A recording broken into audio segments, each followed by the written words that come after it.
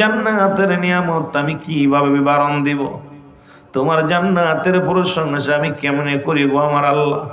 তোমার জান্নাতের মধ্যে নিয়ামতে ভরপুর। তবে একটা কষ্ট, আল্লাহ বলে ইদ্রিস রে তোমার কি কষ্ট? মাবুদ গো, আমি একজন নবী, তবে তোমার আজরাইল নবী আমার সঙ্গে ভালো ব্যবহার করে নাই। আমার আল্লাহ ডাকতে বলে আজরাইল রে তাড়াতাড়ি যা, আমার বন্ধুর কাছে যা রে।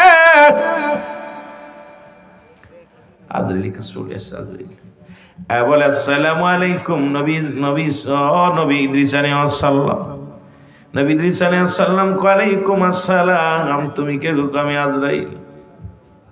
চিনছ না? একটু আগে দেখা হলো, সাক্ষাৎ হলো। বলে আজরাইল রে আগে বলো আমার রূহটা তুমি কেমনে বাইর করলাম? আজরাইল কয় হুজুর, পৃথিবীর সব জান কবজ করার জন্য আমি দুনিয়ার মধ্যে আগমন করি না, একমাত্র ইমানদারের রূহটা বাইর করার জন্য আমি জমিনের মধ্যে আসি।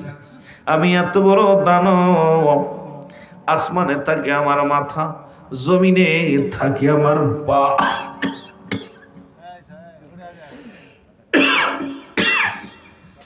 জমিনের মধ্যে থাকে আমার পা।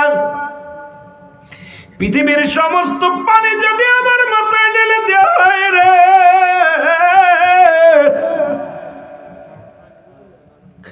একটু পানি জমিনের মধ্যে গড়ায় পড়বে না। আজরাইল কত বড় দানব, কত বড় দানব! এই পৃথিবীর সব পানি যদি তার মাথায় ঢেলে দেওয়া হয়, এক ফোঁটা পানি জমিনের মধ্যে পড়বে না। হুজুর, আল্লাহ আমাকে এমন দেহখানা বানাইছে, এমন বডি খানা আমার। বলে আজরাইল রে আমার রূহটা তুমি কেমনে বাইর করেছো বলো? বলে হুজুর, মায়ের মুখে দুধ খাইতে খাইতে সন্তান যেমনি ঘুমায় যায়, তদ্রূপ আপনার রূহটা আমি বাইর করেছি, কষ্ট দিই নাই। ইদ্রিস আলাইহিস সালাম ডাক দে বলে আজরাইল রে এই মৃত্যু যদি এত কঠিন হয়,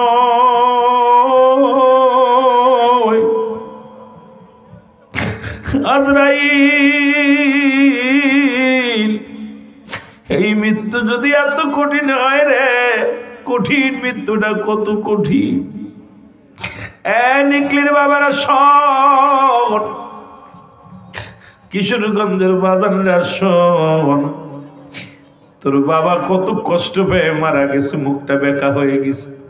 তোমার বাবা মা মৃত্যুর সময় পায়খানা প্রস্রাব করে দিছে, তোমার বাবা মা মৃত্যুর সময় জিহ্বাটা বাইর হয়ে গেছে, তোমার বাবা মা মৃত্যুর সময় চোখ দুটি বড় বড় হয়ে গেছে, কান্দে রক্ত বাইর হয়েছে, নাক দিয়া রক্ত বাইর হয়েছে, চোখ দিয়া রক্ত বাইর হয়েছে। তার মানে কত কষ্ট, কত কষ্ট, মৃত্যু যন্ত্রণা হয়েছে। জোরে জোরে চিল্লায় বলা যাবে না আল্লাহু আকবার। আমার মরণ শিবে কখন কেউ তো জানি না, আমার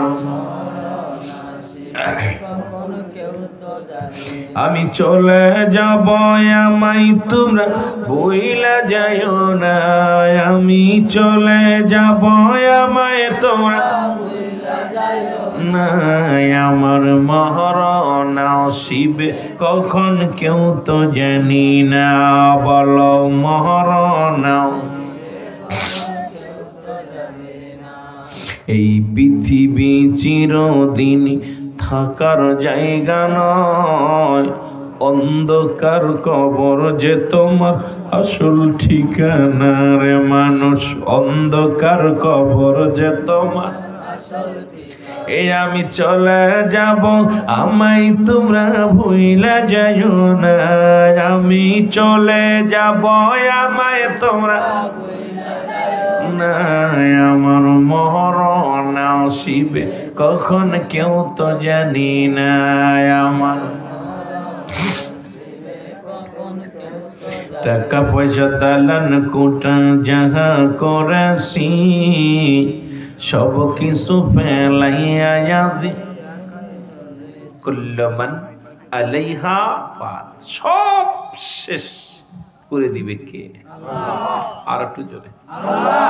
আল্লাহ ডাক দে বলে বন্ধু শুইনা নাও গো,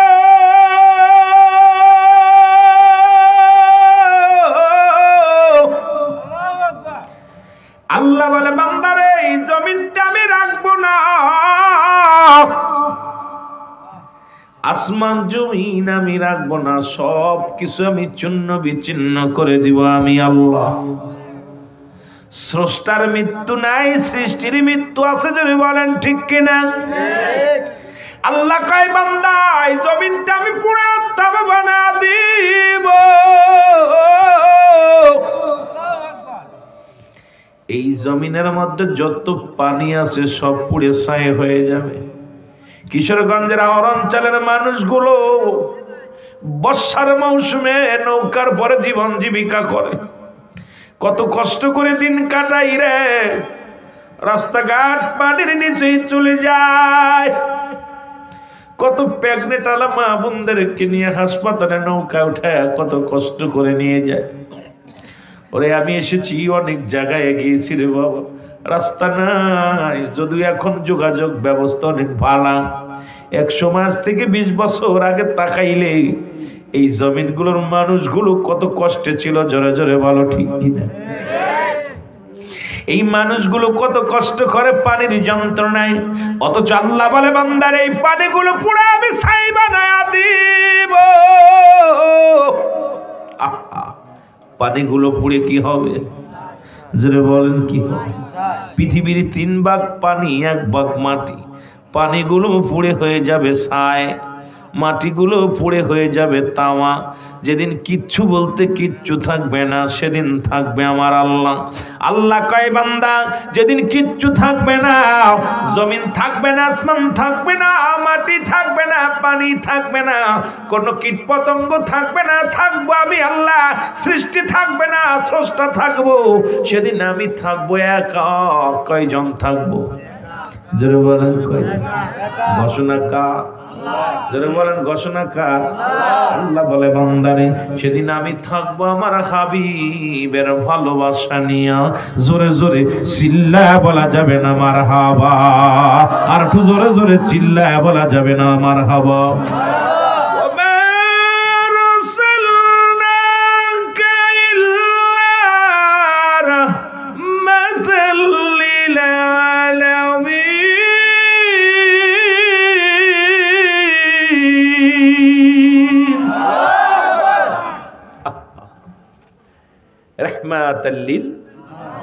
আরো জোরে থাকবে কার ভালোবাসা নিয়ে? কে থাকবে? নবীর ভালোবাসা নিয়ে কে থাকবে? এই জন্য সুন্নি ভাইরা নবীর প্রেম বেশি বেশি পাগলেরা করে, ঠিক কিনা? নবী প্রেম সৌধা পান কর সবে মন, বেদনা যতনা জুরাইবে। এই জন্য সুন্নিরা নবীর ইশকে দেওয়ানা হয়ে যায়, জোরে বলেন ঠিক কিনা? আরো জোরে বলেন। খোদা তত্ত্ব পাবে তবে লাভ হবে, নবী দবিনে ভাব সবই মিশে। আরে নবীর আশেকেরা শোন, নবীর বিরুদ্ধে যত কথাই বলিস, আশেকের কাছে কিচ্ছু যায় আসে না। নবী আমার জান, নবী আমার প্রাণ, নবী আমার মন, নবী আমার দেহ, নবী আমার কলিজা, নবী আমার হৃৎপিণ্ড, কারণ নবী সব। জোরে বলেন ঠিক কিনা? প্রেম সুধা পান কর সবে মনবে, দনা যতনা সুবহানাল্লাহ বলেন। কইতে পারেন না? এ নবীর প্রেমিকেরা রে,